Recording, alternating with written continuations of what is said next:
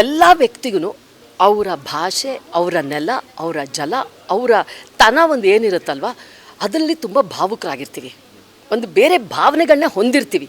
ಅದನ್ನು ಅದು ಯಾವುದೇ ದೇಶದವರಾಗಲಿ ಯಾವುದೇ ಮೂಲೆಯವರಾಗಲಿ ಅದನ್ನು ನಾವು ನೋಯಿಸೋಕ್ಕೆ ಹೋಗಬಾರ್ದು.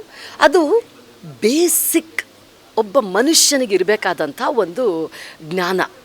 ಅಂಥದ್ರಲ್ಲಿ ಅವರು ಕಮಲ್ ಹಾಸನ್ ಅವರು, ನಾನು ಇದುವರೆಗೂ ಅವ್ರನ್ನ ತುಂಬ ಬುದ್ಧಿವಂತರು, ಆಮೇಲೆ ತುಂಬ ಒಂಥರ ತಿಳ್ಕೊಂಡಂಥವ್ರು, ಜೀವನನ ಸಮತೋಲನವಾಗಿ ನಡೆಸ್ಕೊಂಡು ಹೋಗ್ತಾ ಇರೋರು ಅಂತ ಈ ರೀತಿಯಾಗೆಲ್ಲ ನಾನು ಅಂದ್ಕೊಂಡಿದ್ದೆ. ಅವ್ರನ್ನ ಯಾವತ್ತೂ ಭೇಟಿ ಮಾಡಿಲ್ಲ.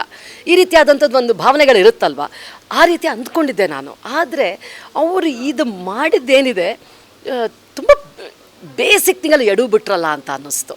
ಯಾಕಂದರೆ ಯಾರಿಗೂ ನೋವು ಕೊಡುವಂಥ ವಿಚಾರಕ್ಕೆ ನಾವು ಮುಟ್ಟಕ್ಕೆ ಹೋಗ್ಬಾರ್ದು. ಈಗ ನಮ್ಮ ತಾಯಿ ಬಗ್ಗೆ ಹೇಳಿದ್ರೆ ತಡ್ಕೋತೀವ, ನಮ್ಮ ಬಗ್ಗೆ ಒಂದು ಮಾತು ಹೇಳಿದ್ರು ಏನೋ ಆಮೇಲೆ ನೋಡ್ಕೊಳ್ತೀನಿ ಇವನ್ನ ಅಂತ ಅನ್ಬಹುದು. ತಾಯಿ ಬಗ್ಗೆ ಯಾರಾದರೂ ಮಾತಾಡಿದರೆ ಅದೇ ಭಾವನೆ ನಮಗೆ ನಮ್ಮ ಭಾಷೆ, ನಮ್ಮ ನೆಲ, ನಮ್ಮ ಜಲದ ಮೇಲೆ ಇರುತ್ತೆ ಮಂಜು ಅವರೇ. ಅದನ್ನು ಕೆಣಕಿದ್ರೆ ನೀವಾಗೆ ರೋಷ ಹುಟ್ಟಿಸ್ತೀರಾ. ಒಬ್ಬರಲ್ಲಿ ನಾರ್ಮಲಾಗಿ ಇರೋರ್ಗು ಸಹ ನೀವು ರೋಷ ಹುಟ್ಟಿಸ್ತೀರಾ.